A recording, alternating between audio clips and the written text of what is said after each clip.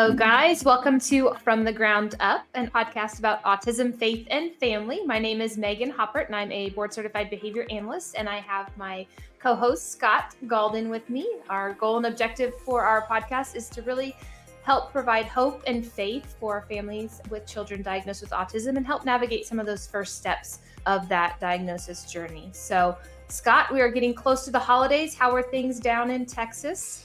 You know what? It's a busy time in Texas right now. Football season is in full swing. We got a lot going on there. Business seems to be picking up a little bit, so we're busy with that. And then excited about family and friends and all of those kind of things that are part of this time together. And I'd like to give a quick shout out because one of the things I'm going to be doing here in the next couple of days is I'm headed down to Houston to visit a friend of mine, Kyle Cotton, who recently received a lung and liver transplant. And I'm going to go down and just kind of help Kyle for a day or two while his wife Tammy is going to get a chance to take a breather. But I wanted to do a shout out just because I wanted to praise God for bringing him through a very difficult time. And Kyle, just let you know that we're thinking about you, buddy. Hoping good things for you. That's awesome. Yeah. How about in Indiana? What's going on there?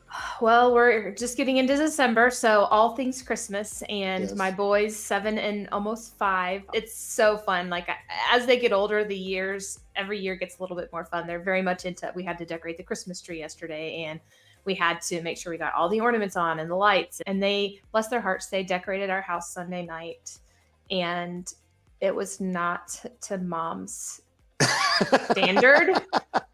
So Mom's got to go back and fix it. Yeah. And then they woke up on Monday and I had to blame it on our elf, that our elf makes everything. So, children, Mom's got perfectionistic tendencies, okay? Yes. And a little OCD. Sorry about that. But it's all good. It's all good. So we've got that going on. I know I'm so excited about our episode today. One of my favorite people, and I know one of your favorite people, is joining us. I'm afraid once people get an idea of who our special guest is, they're going to be like, well, why haven't you had her on all this time?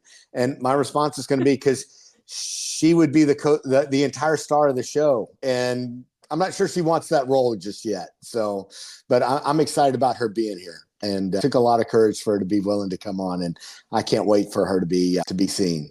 So there she is. Hey. Hi, Julie. Hey.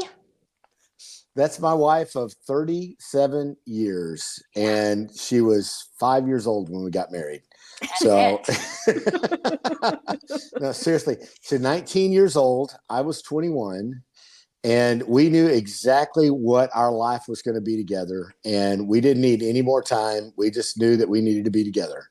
And God has blessed us richly and put a few surprises in our path as well. So we didn't know everything that we thought we did. Welcome, sweetheart.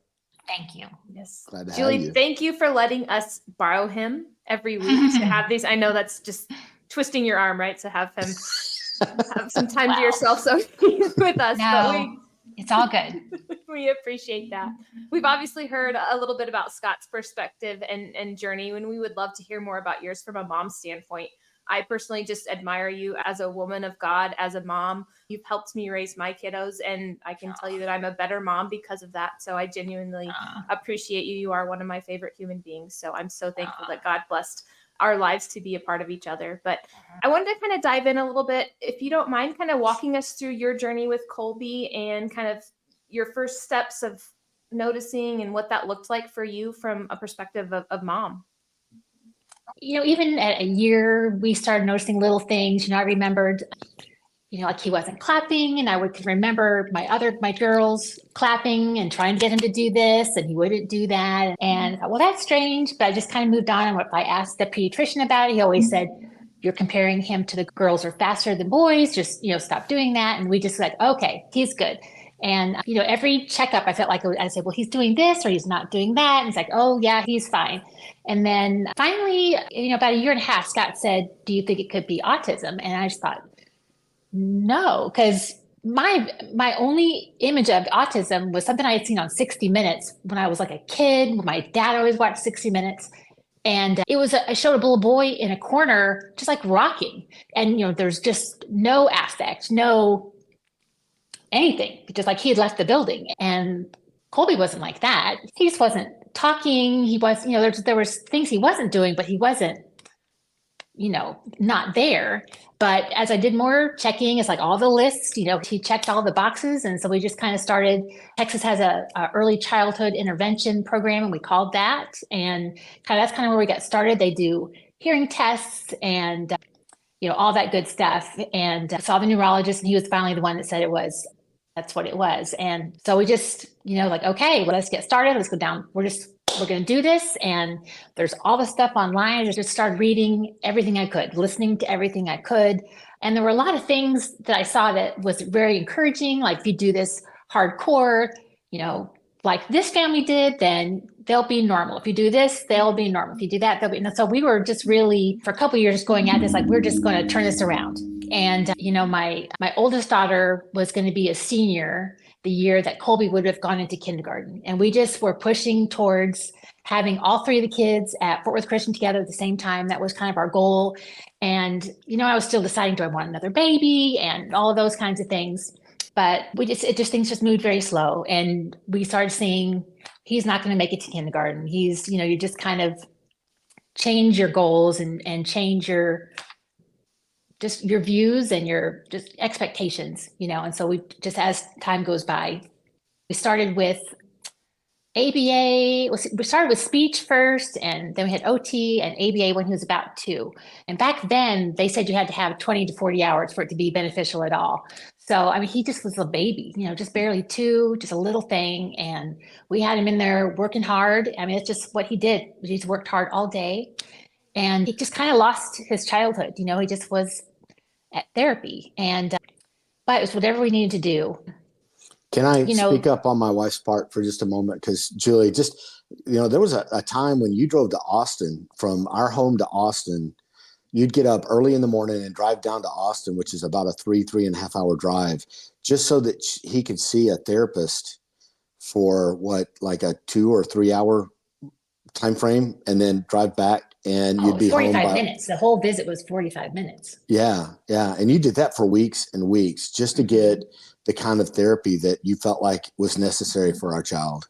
And I know that Julie put so many miles on the vehicle that we had. I do a lot of driving in my work, and you put like 30,000 miles on a vehicle a year, which is just an insane amount for, just to go from one therapy to the next. Yeah, it was insane. You just don't even think about it. You just do it, Yeah. Well, and whenever, back when it was that time, there was a lot of this that wasn't covered by insurance. So you guys were having to come up with this from a financial standpoint too, to make those things happen, which I'm sure was none of it was covered by insurance. They covered 6 weeks of speech therapy. When I say 6 weeks, it was 6 weeks altogether. You could go every day for 6 weeks, but you couldn't go 6 weeks worth spread out, which made no sense to me whatsoever. And that was it. That's all they covered. Nothing else. Well, and this was prior to the Affordable Care Act, and we could not get him on a traditional insurance individual plan. policy. Because I was I had bought a business. I was self-employed. He was uninsurable, so he had to go into the risk pool, which at the time, it covered a little bit, but didn't cover very much. It was really challenging. If you had any autism diagnosis, it wouldn't even look at it. You had to be creative with what the codes you used. If it was encephalitis, encephalopathy. I remember that. Encephalopathy was a big one where you would have people would use that code so that it would be covered more versus the autism. Yes, exactly. We spent a bunch of money, that's for sure. We both agreed, like, if you tell us to flush $100,000 down Scarlett and he'll be better, we'd have done it. There's just no amount of money that's too much. If you really think it's going to help. And there was a lot of choices out there. Oh my goodness, there's so many different kinds of therapies, whether it's medical or, OT or equine therapy, or, it's just, there's so many different things you can do. Some of the things are very, just kind of crazy. I just couldn't imagine doing some of those things. But for every kind of thing you see out there, there's kids who've gotten better, recovered, they're recovered from autism, whatever that is. But so, those things work for somebody, and you're just kind of hopeful, maybe this will, maybe my kiddo will be one of them. But I think, we've talked about how autism isn't so much a diagnosis as just you click enough boxes of symptoms, and so that they can put you into that spectrum. And you can, some people check more boxes or less boxes, but it doesn't tell you anything about why they have those boxes checked. And so when you treat those boxes, you're just treating the symptoms. You're not really treating what got them there in the first place. And so some people can find out things like, I knew one where it turns out it had Crohn's disease and was just severely allergic to gluten. And as soon as they pulled that gluten out of their diet, that kid got better. Or one who had such severe reflux that he didn't talk. Because he didn't talk, they didn't know that it hurt. And at 5, they started him on reflux meds and changed his diet. And he starts talking and was happy. It was a different kiddo. The sad thing about that story is that was hard. Both the parents worked, and that was hard for them to do. Keeping the diet was hard. And after a couple of weeks, just said they couldn't do it and just started bringing the McDonald's Happy Meal again for them for lunch and that kind of thing. And the kids stopped talking. That's sad.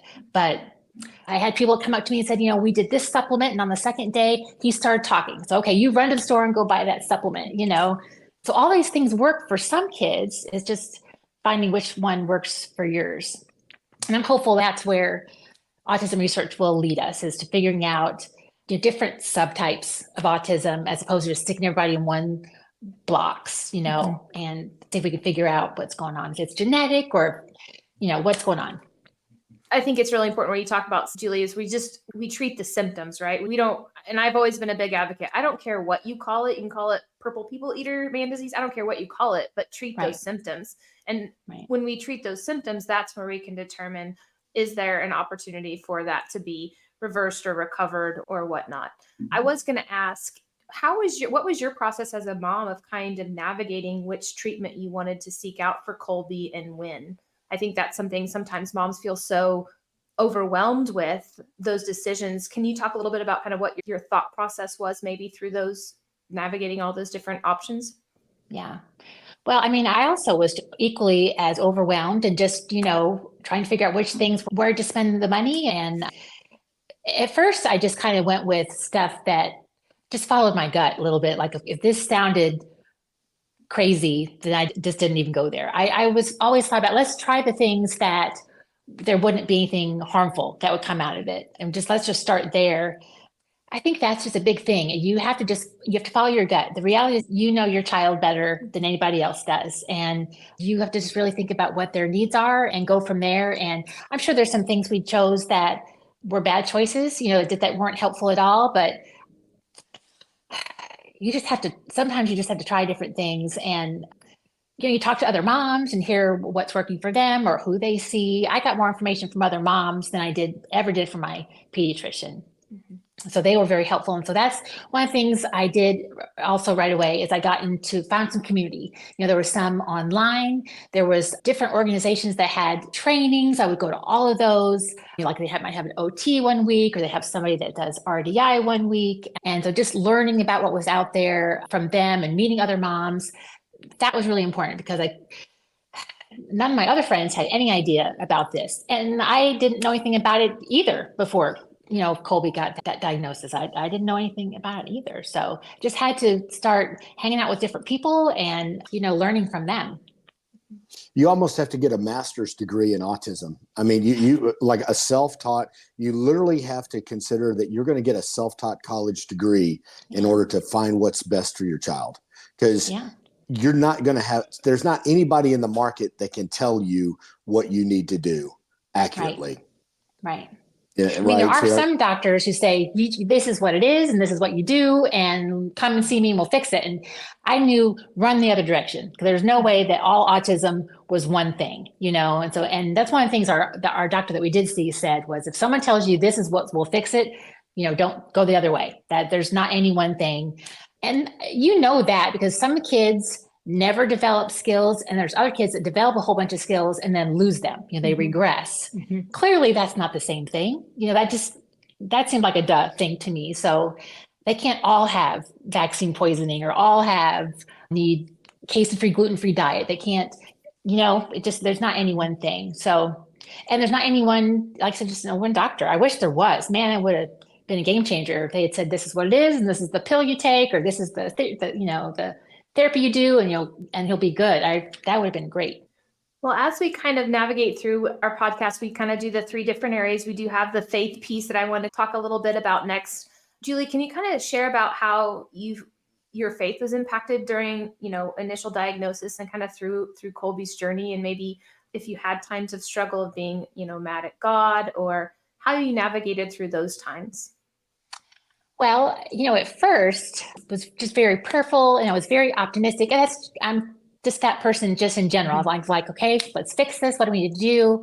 And a lot of prayer, and wasn't angry about it at first. Well, hardly ever. I'm not a person that gets angry really, but it was, at first I remember every time I dropped him off at his ABA center, just dropping him off, coming to the car and praying and, asking Jesus to be with Colby while he was there and I was not. And, I would come pick him up and I was very hopeful, thinking they'd come out and tell me he did this or he said that, and I just kind of continued on that path. And I realized at some point that I kind of quit praying like that at the beginning of the session, or I quit expecting that some miracle would happen while he was there. And that was a really sad day. Because then that's when you start questioning everything. And I think I've not been angry with God and I've not doubted God's faithfulness. I'm 100% confident in his faithfulness, but you do start questioning prayer and why is he answering things this way or not answering things that way? And, you can only pray the same prayer. There's only so many different ways you can say it, you can't say it. You're saying the same one over and over and you're thinking, okay, God, I know you've heard me say this prayer, and you're like, do I keep doing prayer? I think for me, that's where I had the most struggle in my faith journey is through prayer. And honestly, I'm still kind of there, I'm still not fully sure how to incorporate all of that into my prayer life. I haven't stopped. I know it's the only way I can spend time with him and to know him. And so I haven't stopped, but I don't know that I pray quite the same way to him about Colby as I did. And that makes me sad because I know that he can do big things. I know he does do miracles and I should still expect them, but I don't. I'm sorry. No, I appreciate your transparency. It's your heart showing, and that's why I love you so much. I appreciate that. But I think the transparency and the honesty, because you're not the only mom out there that's feeling like this, and I think it becomes a difficult thing where we say, okay, I know I can't stop praying, but I just don't know what to pray anymore, right? I don't know what words I'm supposed to say. Yeah. And sometimes it becomes more of a, listen, look at me, golly, we're all going to be crying. I'm sorry. More of a praying of help me tolerate it. Tolerate's not, I guess, it sounds like it has a negative connotation, but I don't mean it that way, right? Like, help me navigate this in the way that you intend me to navigate it. It's not the way I have envisioned, and I've accepted that. I'm trying to accept that, and I'm not doubting your abilities, but help me learn to tolerate this with grace and be an example for others. Absolutely. And I think that's where, and again, I cannot speak from your shoes by any means, but just knowing your heart and having other people that have experienced very challenging journeys in the same feed, I think it becomes that more of a, how do I tolerate this? Yeah. Because you don't really have time to, if a child dies, after they're gone, you have time to grieve them. You could sit in your room and cry all day, do whatever you need to do to help you to recover from that. But that's not on the table with autism. There's no time for that. You just have to jump in and to start taking care of business. And so there's a lot of prayers for that, because the grief will just kind of hit you out of the blue when you least expect it, and it'll just kind of overwhelm you because you just haven't had a chance to really deal with it the way you should. There's just not time. And so yes, there's a lot of prayer for, okay, Lord, I didn't see this coming, help me get through this day, and wrap your arms around me. I need your comfort today, and he does that. I can also mention, Megan, that we have kind of a dark sense of humor in our household. And Julie has said before, I am on the verge of a nervous breakdown. I'm just going to have to make it wait for a while. Yeah. It's just like, there's going to be a day, it's going to happen. It just can't happen right now. you know? Yeah, we're both going to And check each other into like a drug rehab and just hang out at some point. 30 days on the beach, 30 yoga, days. all the things. But yeah, just got to hang in. Yeah. But it's, Maybe yeah. talk for a minute, Julie, about a little bit about it, knowing what you know now. Would you have done some things differently? Or for those moms that are just finding this out, maybe they're in the first 2 years of this process, what do you wish somebody would have come alongside of you and told you about autism and what the journey was going to be like? What would you have liked to have known?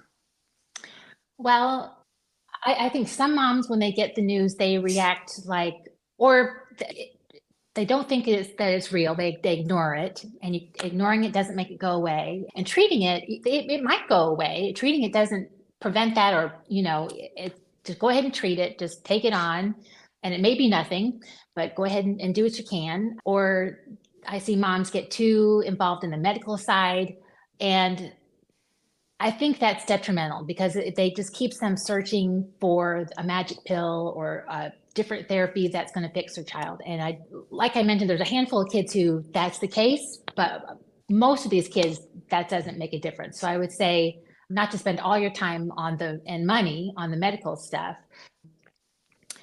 I would reassure them that they know their child better than anybody else, and not to anybody else come in and tell you that it's this or it's that. It's just to follow your gut. If that doesn't sound right or feel right to you, just lean into what you know about your child, because you do know him or her better. And a big thing is that behavior is communication, that when they do something, whether it's a stim or a meltdown, whatever that is, that means something. And you not to just treat everything as something that needs to be disciplined. And people will judge you. They will think that you're not disciplining your child because they're melting down, and that might even be friends that judge you because they just don't understand. But you have to recognize why they're doing things. And if they're doing something that is inappropriate, then you have to replace it with something you can't just make them stop doing the behaviors. That does not fix anything. Some of these behaviors are really ingenious ways they have figured out to handle their life because they don't know what to do. They're overwhelmed. These kids have a lot of anxiety. And so just don't feel like you're a bad mom, that so many of these things is just the way they are dealing with their life, and there's meaning in them.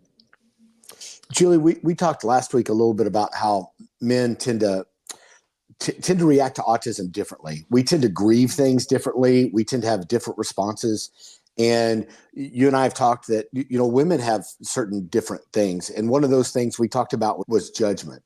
I don't know that I was ever judged as a dad by my son's autistic behavior. That never affected how I felt like other people were looking at me. But for a mom, that can be a real issue because you identify with your child, and when you see people judging your child, you feel like a lot of that judgment's coming on you as well, right? And maybe you could talk a little bit about how you worked through that, because you kind of have to get to the point where it just doesn't matter anymore, right? Yeah. I mean, I think that's just it. You just have to get to where it doesn't matter, because it's a thing. And I had those kinds of things happen often. And I see there are some parents who have like little business cards that they'll pass out to people that says, my child has autism and he's, acting, please give him some extra grace. I see people who have their kids in t-shirts that say they have autism. There's different parents handle it differently. I didn't do any of that. Occasionally, if there was an opportunity to explain, I would. But most of the time, well, at first, I just probably felt shame and just went into the car and cried. And I think that's another thing that happened was it wasn't.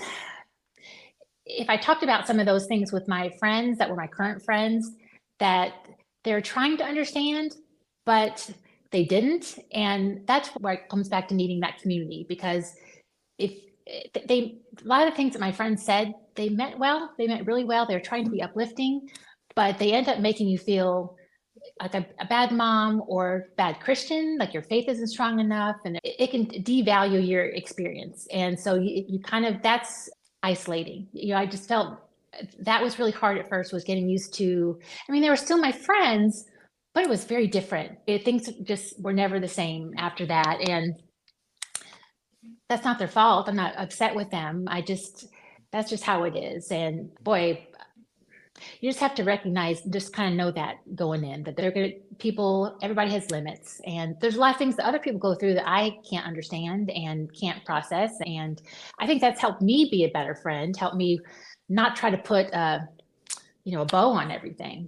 Some things, sometimes people just feel sad, and that's okay. And you just want to, give them a hug and tell them you'll pray for them, and so I've learned how to just be a better friend throughout all of this. But I think any mom, when your kid acts up, whether your kid has autism or not, if they act up and they're tired or they're cutting a tooth or whatever it is, but they just look at you like you're a bad mom, you're not doing a good job with your kiddo. And I don't know, I think every mom can relate to that. Julie, talking about friends, we had a conversation about how, because you and I have both gone through some different grieving things in our lives. And in just about every case, I think that you're going to have some turnover in your friendships, and you have to be prepared for that. There's going to be some of your friend or people that I'm not going to, again, I'm not here to judge them. It's hard to maintain relationships, but you can be prepared to lose between 60 and 80% of your contacts as a result of you being in autism, in an autism lifestyle. It's going to, because you're not going to have the bandwidth to invest in the people that you used to invest with, and B, not everybody wants to be friends with somebody with a child with autism or can relate to that. And that's something that going into it, I'm not sure you and I were prepared for, but was something that we faced. And therefore, you have to actively be seeking new friendships in order to stay connected with people. And maybe you could talk a little bit about that. What does it take to stay connected? Even in a church environment, you have to stay active and trying to connect and have community when you have a special needs child. Mm-hmm. No, totally. But I will say, until our church had our special needs ministry, we were more unplugged. You can't just go to a small group at someone's home with your child, who just, goes nuts or goes from room to room and looks and all the things. And, you can't just stand and have conversations with people out in the foyer because you've got to chase your kiddo around. Boy, what a blessing that ministry has been for us. That was a total game changer for us. Because I had helped out in his classes when he was a baby. I started helping out in his classes, the nursery, and I followed him up until the 12-month-old class, and then the 18-month-old class. And then when he got to the 18 months to 2-year-old class, I started seeing, we were getting the diagnosis for him, and I started seeing that every week, those babies were getting new words, they were getting new skills. Every week they were getting better, and Colby was staying the same. And so when it came time to move him to the 2 to 2.5-year-old class, I held him back. But he's not ready for that. We'll keep him here. And then when that second group of kids started passing Colby up every week, I was like, I couldn't do it anymore. So that was the last time I was involved in the Bible classes for the kids. It was just too hard. Yeah. And so we just went to church on Saturday nights and just unplugged, no small group, no nothing. And like you said, my friends were ones that were in my groups online. And when I could talk to them at 5 a.m. before my son woke up, he could type a response. And those were my friends. And Colby's therapists were my friends. That was it. You just don't have time. You can't just get a babysitter and get out. It's a whole different thing. What were some of the other things we talked about? The way moms react versus the way dads react? And yes, moms are, of all their babies, they're all very, mama bears and very protective of their kiddos. And so that doesn't change with autism because their needs are just even that much more. So you're that much more protective. The thing that I didn't know was that in a lot of ways, Colby is still like he's 3. I still have to watch after him if he's going to get towards the street and make sure he doesn't run from a car. Everybody can understand what it's like when you have a toddler, how hands-on it's all the time. It's, your life is around their nap schedule and all the things. That doesn't change. So that hypervigilance you have as a mom of a toddler, you kind of keep down that path, forever. And he's gotten a little better, but in a lot of ways, it's not gone. It'll never be gone. And so I think everybody understands when a mom is very plugged in or very, attentive to when they're a baby, but they just don't expect that when they are, 8 or 10 or 15. but that doesn't change with them. And clearly that's my experience. There's a lot of other kids who are more towards high functioning, and that maybe not be as much a thing for them as it is for us. But I think in your marriage, you expect when you hit that first year, things are going to be different. I think the men understands that you're busy with the baby because they're babies, but they probably get less understanding as they are, 8 or 9. And they're like, okay, so when do we get to just be a couple again? And when do I get my wife back again? And, I don't know.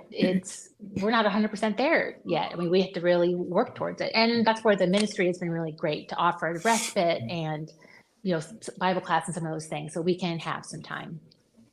Well, and I'm sure those friendships that you develop, if you can't finish a text or make a phone call, that those other parents understand, because they're in those same, that they don't take it as she just forgot about me. They get it. They understand. Yeah, absolutely. And that's so important, because otherwise it's very isolating, and to be with a kiddo that doesn't talk to you, doesn't look for hugs, that doesn't want to play games with you, that's tough enough. And so if you don't have that all day, you should remember, like when your kids are babies and you just feel like you've had Barney on all day, you've just been with this toddler that doesn't talk to you. I mean, in so many ways for me, that's still the same. He talks to me a little bit and he's very sweet in his own way, but it's just very different, and it can be lonely. And so I need those friendships more and need that connection, but it's not easy. It's tricky. Maybe you could tell a little bit about how you educated Colby, because one of the things that is different is we did not put Colby in public schools.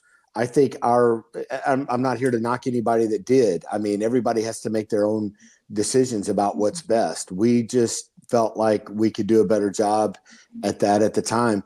Do you mind kind of sharing, because there may be some parents that are looking for a homeschool type of program, and maybe you could share a little bit about some of the things that you did as far as helping him learn. Because I will say this, Colby knows a lot of stuff. He has his deficits, but he knows a lot of stuff.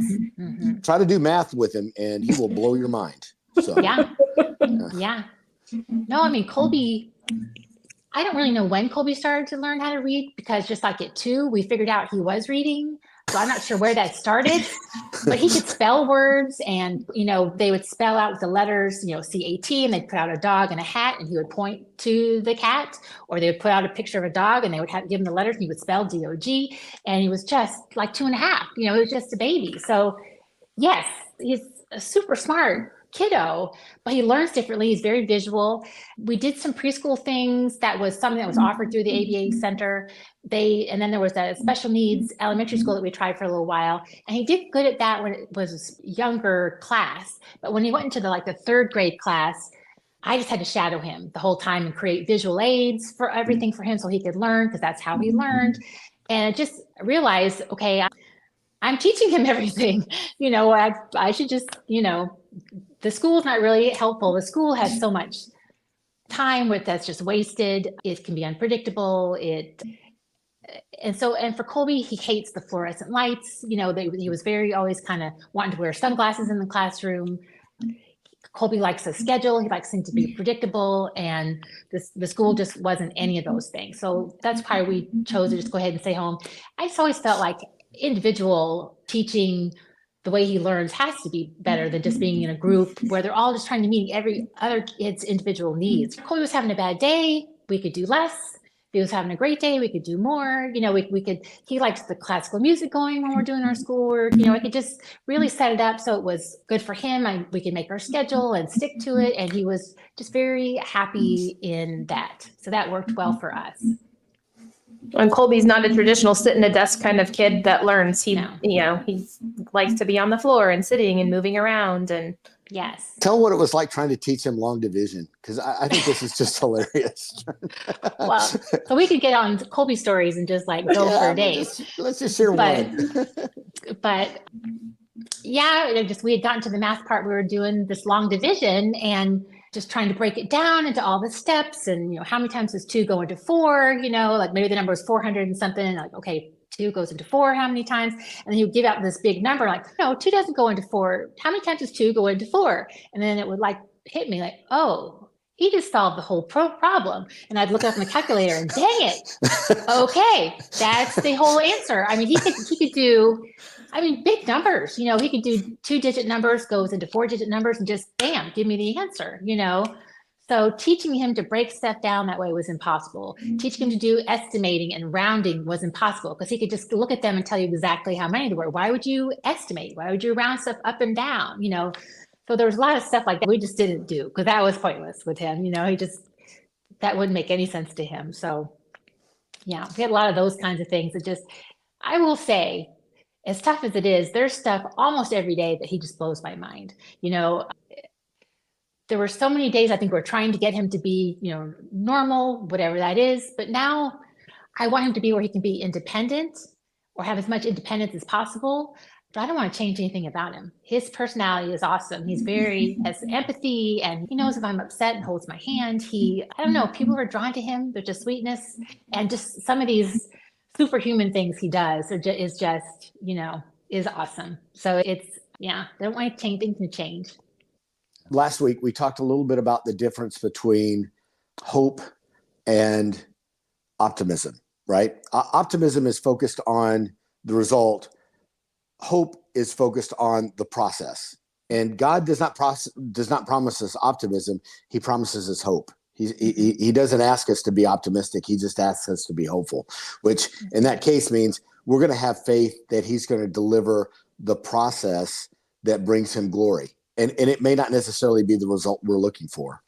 This week, we wanted to talk a little bit about the difference between joy and happiness. And to me, it's almost the same thing. Happiness is a result that we're looking for. We want to end up happy. Joy is part of the process. Joy is being able to find that God's being able to glorify himself through this process. I've told people I can have joy in the midst of complete sorrow because I can be sorrowful and I can still look up and you go, you know what? God's going to use this and it's going to do something amazing with it. Or I can see that other people are going to be able to be blessed by some of the challenges that I'm being faced with right now. That doesn't mean I'm happy. That means I'm joyful. That means I can feel that God's got a presence in all of this. Do you mind sharing maybe a little bit about how you see the difference between joy and happiness and how maybe that's affected your faith? I think one of the things that I did is I quit setting specific goals. I think people will ask me all the time, well, what's Colby going to do? Or what's he going to do next year? And what do you want for him? And I feel like God's told me not to have a specific goal, that I have to push him towards more. I know he's capable of more, but I don't ever want to put the expectation that he has to do, a certain thing, has to be at a certain space. That's not really fair. And just knowing that he will probably go somewhere that I never even considered. I want to give him space to go the direction that he wants to go into, not just where I want him to go. And so I think when I let go of needing goals or needing him to be normal by a certain time or to be, whatever it is, that helped me to have more joy. My joy was not dependent on how well he did or how good of a day he'd had or how, if he was driving at 16 or whatever it was. And so I think when I let go of all of that, just that alone helped me a lot with my joyfulness. You could very easily get caught up on things. And I have days, I'm not going to say there's hard days where you get to the end of your rope and you do lose your joy, but I have more days with joy than without. And I think just not having that expectation is the key. No expectation leads to no disappointments. And I've just kind of tried to live my life that way. I've joked several times that if you keep your expectations low enough, everything that happens, you can be thankful for, Yeah. and you can take joy in whatever happens, right? Let's ask this. Do you have a specific verse or a theme that you would call that your battle cry, or, do you have something that you use to really reinforce yourself, or a song, or is there something there that you really fall back on to help strengthen your faith? Worship music is always huge. I think, and just, you have to have time. If you don't have time alone with God, you can't hear him speak. You have to, I think just allowing time to connect with him has been really important. And so I always wake up before Colby does. So I have that time every day. That's been really important. And I really encourage people to do that. I know it's hard to do studies sometimes. Sometimes you wake up and you're going to do all of those things, and then your kiddo wakes up and, well, there goes that, but just take your moments where you can. And one of the challenges I think that this is the way moms respond, is sometimes they get so into trying to work with the problem and working on the child and caring for the entire family that they forget about themselves, that they have to take care of themselves and all of this. Can you share a little bit about some of the things that you do for self-care to try to maintain yourself through the difficult times? well, I'm going to admit that I'm not great about that. I mean, besides trying to, have that time in the morning, and I try to keep things as simple as possible, so that just to try to keep things from getting crazy. So I think that's probably one of the things that I do for myself, but that's not necessarily go out and, get a massage or anything like that. I kind of struggle with that in general. I understand why that's important. I can see on paper that makes sense. But if I go through you read the stories about the women in the Bible, none of them have girl trips or days at the spa. I mean, they just all just do it. Or I think about my grandparents. They never talked about those things. I never saw my grandmother go out and have me time. She just did what she needed to do. And I think about, they had to hand wash all the clothes. I mean, all the things that they had to do, they had even more on their plate than I do in its ways. And they never complained about it. You just do what you need to do. And I probably should take more time for myself, but I don't know. Well, I will say one of the things, I know you're very careful with your diet. And so, and that to me, that's self-care, is making sure that your diet is what it needs to be. And you're very careful about that. You know what you're putting into your mouth, and you're trying to get fueled up properly.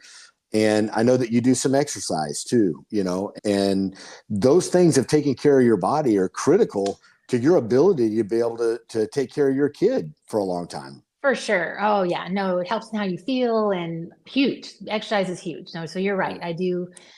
Would love to do more, but Yes. yeah, anything I can do is great, for sure. Well, That's sometimes important. it's just taking a walk with Colby in the middle of the day. You've got there's a route in our neighborhood that from our door through the route back to our door is exactly 1 mile. Yeah. And, we walk it on a regular basis. And if it's raining, we go to the mall. And I know around the mall, it's 1 mile exactly. We do that. We'll get our power walk in there. Yeah. Yeah. So there are some little things. And then I know that you and I are real protective of our time after Colby goes to bed. Colby has a very strict schedule. He likes it that way. When he goes to bed, then that's our time, and we don't let anything get in the way of that. Even if it's just us sitting and watching a TV program together, we're very intentional there. So no, and that's totally important, because it would be easy for me to just continue to do housework, do all the things I didn't get done while I was hanging out with Colby. And so, yes, I just have said that, no, it's going to stop at 9:00. And then after that, it's my time with my husband. And yes, that's important. And, I know it just made me think of, you had said before, what were things I would tell new moms? That's one of the things that I would tell new moms, is how important it is. I mean, it's important with all kids to have schedule, but with these kiddos, it's really critical. I see many kids who are just clearly just uncomfortable in their own skin, just have a hard time, have a lot of behaviors. And really the reality is they're just not, they need peace and calm in their life. And so anything you can do to keep your home peaceful, I try to do music or candles and things like that, keep things peaceful and calm. But that routine, that schedule, them knowing what's next, going to bed at the same time, having dinner at the same time, all of those things are just critical. And when those things are off, Colby is off, and all kids are off. You can tell the ones who the families are chaotic versus the families that things are peaceful and predictable. And that's a huge difference for these kids. That's one of the best things you can do for these kids, is have a calm family life. Yeah. But we don't think of that as a blessing to our children, but it really is. They need that kind of disciplined lifestyle. So, yeah. Julie, I just adore you, and I really do appreciate your transparency and sharing your story and your journey with us. I know that's going to be a blessing to families and to moms that are out there navigating this journey as well. So Scott, thank you for letting us bring you on. I know she showed you up, and I know that's okay, right? I'm incredibly proud of her. I'm so happy that she came here and was a part of this. Just for those that are listening, if you're in the Tarrant County area, we've talked about the Hills Church and the 3 campuses that we have in our special needs ministry. Julie and I are a big part of that at our Keller campus. We have a special needs small group that's just for, families with special needs kids so that we can have community. But I think most importantly is in the first quarter of 2024, Julie and I are going to be conducting a class called Prepare and Enrich. It's an 8-week marriage program, and it's going to be just for parents with special needs kids. And we're going to have childcare for your special needs kids along with your other children. It'll be about a 2-hour class, one night a week. And we want to encourage you. If you're a family that you need to strengthen your marriage and you have a special needs child, we would love for you to be a part of that. Feel free to contact me. There'll be a contact email. Feel free to contact me. We'll make sure that we get you as part of that class. But we would love for you to be part of that class if that's a benefit. And I will tell you this, you'll love being a part of a class that my wife's a part of. She's funny. Okay. I'm just telling you, she shares the deepest, darkest secrets. It just comes out. So yeah, it's true. It's great. And then anything that we can do, if you would feel free to come to the website. Megan and I have committed to, if we can pray for you, if we can counsel you, please feel free to contact us. We can do this. And then Megan, what would you like to ask people to do? I would love for folks to share this podcast with others so that we can reach more people. They can listen to us on Apple Podcast, on Spotify. You can also find us obviously on our YouTube channel, or find us on Facebook at Autism, Faith, and Family, as well as on our Instagram. We have been posting on there, and so you are welcome to just share from there, like, comment. That way we can reach more people.